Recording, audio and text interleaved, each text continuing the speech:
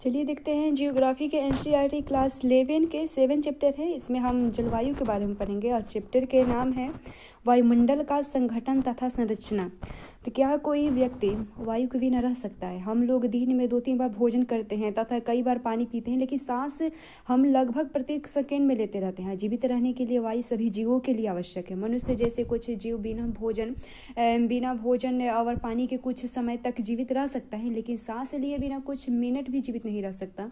यही कारण है कि वायुमंडल का विस्तृत ज्ञान हमें होनी चाहिए। और वायुमंडल विभिन्न प्रकार के गैसों का मिश्रण है और यह पृथ्वी को सभी ओर से ढके हुए, इससे मनुष्य और जंतुओं के जीवित रहने के लिए आवश्यक गैसें प्रदान करता है, जैसे ऑक्सीजन तथा पौधे के जीवित रहने के लिए कार्बन डाइऑक्साइड पाई जाती है इसमें। और वायु पृथ्वी के द्रव्यमान का अभिन्न भाग है तथा इसके कुल द्रव्यमान का 99% पृथ्वी की सतह से 32 किलोमीटर की ऊंचाई तक स्थित है। और वायु रंगहीन और गंधहीन होता है तथा जब यह पवन की तरह बहता है तभी हम इसे महसूस करते हैं। वायुमंडल का संगठन के बारे में देखें। वायुमंडल गैसों, जल वाष्प एवं धूल कणों से बना है और वायुमंडल की ऊपरी परतों में गैसों का अनुपात इस प्रकार बदलता है जैसे कि 120 किलोमीटर की ऊंचाई पर ऑक्सीजन की मात्रा नगण्य हो जाती है और इसी प्रकार कार्बन डाइऑक्साइड एवं जलवाष्प पृथ्वी की सतह से 90 किलोमीटर की ऊंचाई तक ही पाए जाते हैं। गैस के बारे में देखें तो कार्बन डाइऑक्साइड मौसम विज्ञान की दृष्टि से बहुत ही अधिक महत्वपूर्ण गैस है, क्योंकि यह सौर विकिरण के लिए पारदर्शी है लेकिन पार्थिव विकिरण के लिए अपारदर्शी है। यह सौर विकिरण की एक अंश को सोख लेती है तथा इसके कुछ भाग को पृथ्वी की सतह की ओर प्रतिबिंबित कर देती है और यह ग्रीन हाउस प्रभाव के लिए पूरी तरह से उत्तरदायी होती है।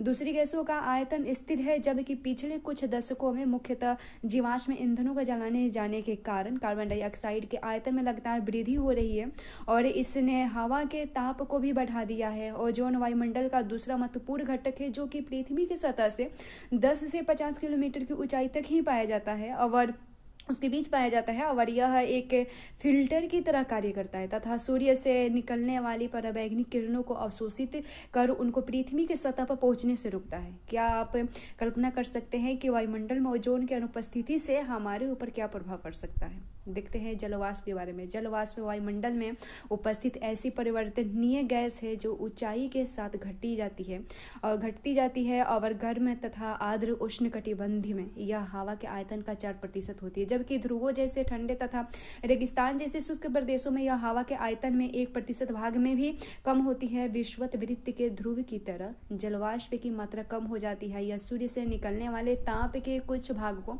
अवशोषित करती है तथा पृथ्वी से निकलने वाले ताप को संग्रहित करती है। इस प्रकार यह एक कंबल की तरह कार्य करती है तथा पृथ्वी को न तो अधिक गर्म तथा न ही अधिक ठंडा होने देती है। जलवाष्प वायु को स्थिर और अस्थिर होने में भी योगदान देती है।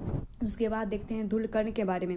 वायुमंडल में छोटे छोटे ठोस कणों को भी रखने की क्षमता होती है और ये छोटे कण विभिन्न स्रोत जैसे समुद्री नमक, महीन मिट्टी, धूल की कलिमा और राख, पराग, धूल तथा उल्काओं के टूटे हुए कणों से निकलते हैं और धूल कण प्रायः वायुमंडल के निचले भाग में मौजूद होते हैं। फिर भी संवहनीय वायु प्रवाह इन्हें काफी ऊंचाई तक ले जा सकती है और धूल कणों का सबसे अधिक जमाव उपोष्ण और शीतोष्ण प्रदेश में सूखी हवा के कारण होते हैं, जो विषुवत और ध्रुवीय प्रदेशों की तुलना में यही अधिक मात्रा में होती है। और धूल और नमक के कण आर्द्रता ग्राही केंद्र की तरह कार्य करते हैं, जिसके चारों ओर जलवाष्प संघनित होकर मेघों का निर्माण करती है। उसके बाद देखें वायुमंडल की संरचना। वायुमंडल अलग अलग घनत्व तथा तापमान वाली विभिन्न परतों का बना होता है।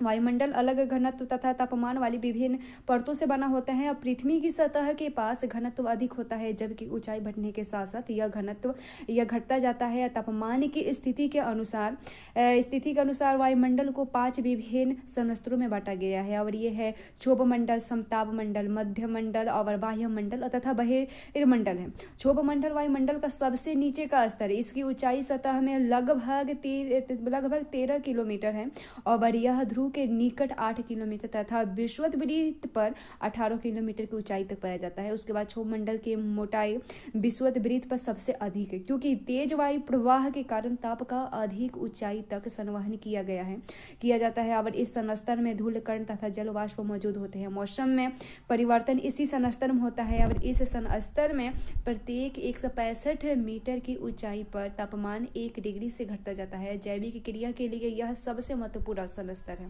क्षोभ मंडल और समताप मंडल को अलग करने वाले भाग को क्षोभ सीमा कहते हैं। विषुवत वृत्त के ऊपर क्षोभ सीमा में हवा का तापमान -80 डिग्री से और ध्रुव के ऊपर -45 डिग्री से होता है। और यहाँ पर तापमान स्थिर होने के कारण इसे क्षोभ सीमा कहा जाता है। और समताप मंडल इसके ऊपर 50 किलोमीटर की ऊंचाई तक पाया जाता है। समताप मंडल का एक महत्वपूर्ण लक्ष्य यह है कि इसमें ओजोन परत पाई जाती है। यह परत पराबैंगनी किरणों को अवशोषित कर पृथ्वी की ऊंचाई के तीव्र तथा हानिकारक तत्वों से बचाती है। और उसके बाद मध्य मंडल समताप मंडल के ठीक ऊपर 80 किलोमीटर की ऊंचाई तक फैला होता है। इस स्तर में भी ऊंचाई के साथ साथ तापमान में कमी होने लगती है और 80 किलोमीटर की ऊंचाई तक पहुंचकर यह 100 डिग्री से हो जाता है। और मध्य मंडल की ऊपरी परत को मध्य सीमा कहते हैं। उसके बाद आयन मंडल मध्य मंडल के ऊपर 80 से 400 किलोमीटर के बीच स्थिर होता है। इसमें विद्युत अवशेषित कण पाए जाते हैं जिन्हें आयन कहते हैं तथा इसीलिए इसे आयन मंडल के नाम से जाना जाता है। पृथ्वी के द्वारा भेजी गई रेडियो तरंगे इस संस्तर के द्वारा वापस पृथ्वी पर लौटा देती है। और यहाँ पर ऊंचाई बढ़ने के साथ ही तापमान में वृद्धि शुरू हो जाती है। वायुमंडल का सबसे ऊपरी संस्तर जो वायुमंडल के ऊपर स्थिर होता है इसे बहिर्मंडल कहते हैं। यह सबसे ऊंचा संस्तर है तथा इसके बारे में बहुत कम जानकारी उपलब्ध है। और इस संस्तर में मौजूद सभी घटक विरल है जो धीरे धीरे बाहरी अंतरिक्ष में मिल जाते हैं।